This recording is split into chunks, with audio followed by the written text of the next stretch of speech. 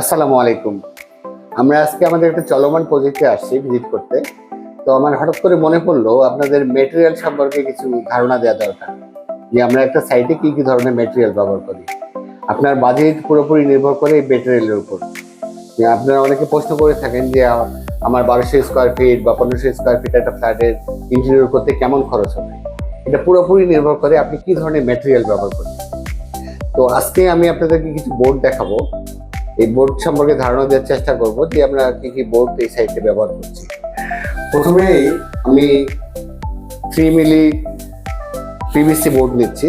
PVC শীটটা হচ্ছে আমরা সাধারণত ওয়ালে পেস্টিং করি, যেসব ওয়ালে আপনার ওয়াল ক্যাবিনেট বা ড্রেসিং ইউনিট বসানো হচ্ছে। আপনার ওয়ালটা যদি ড্যামেজ হয়ে যায় বা কোনোভাবে নোনা ধরে, যেন আপনার ফার্নিচারে এটা ইফেক্ট না পড়ে, আপনার কাপড়ে যেন না আসে, এটার জন্য আমরা পিভিসি শীটটা ব্যবহার করি প্রতিটা ক্যাবিনেটে।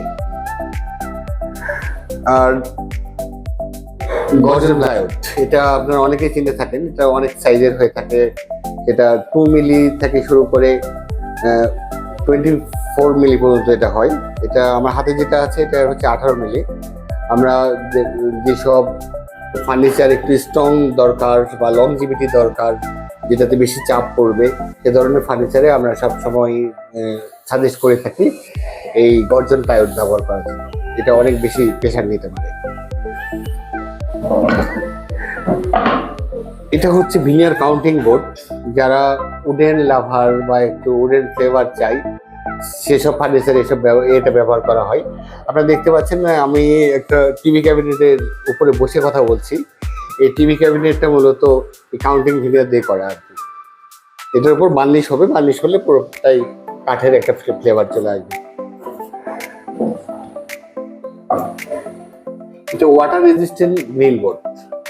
যেখানে পানির কাজ বেশি, যেমন আপনার কিচেন, তারপরে আপনার বেসিন ইউনিট, এ ধরনের যেই ফার্নিচারগুলো আছে সেগুলোতে আমরা এটা ব্যবহার করি আর কি।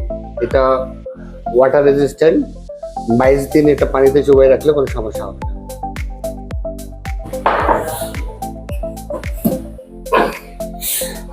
এটা এলিগেন্ট বোর্ড, আহমেদ কোম্পানির 18 মিলির এলিগেন্ট বোর্ড।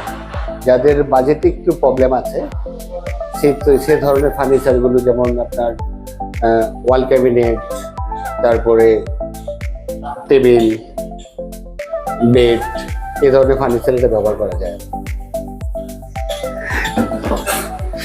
এখন আপনাদেরকে আমি অ্যাক্রিলিক বোর্ড দেখাচ্ছি। অ্যাক্রিলিক এবং এইচপিএল এর দুটা ভ্যারিয়েন্ট আছে আলাদা। অনেকেই এইচপিএল বলে অ্যাক্রিলিক দেয়, অ্যাক্রিলিক বলে এইচপিএল দেয়। অ্যাক্রিলিকটা হচ্ছে পুরোটা প্লাস্টিক। এখানে 1 মিলি প্লাস্টিক পেস্টিং করা আছে আমাদের গর্জন।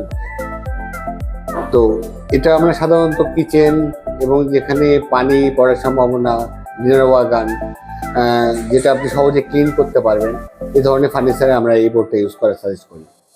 তো এই বাজেট সম্পর্কে আতঙ্কিত না হয়ে আমাদের অফিসে আসেন, আমার সাথে আলাপ করেন বা আমাদের স্টাফদের সাথে আলাপ করেন। আপনার কি ধরনের মেটেরিয়াল চান, আপনার বাজেট কত টাকা আপনি আপনার ইন্টেরিয়র খরচ করতে পারবেন, সব আলাপ করেন। আমরা আপনাকে একটা ভালো সলিউশন দেওয়ার চেষ্টা করবেন।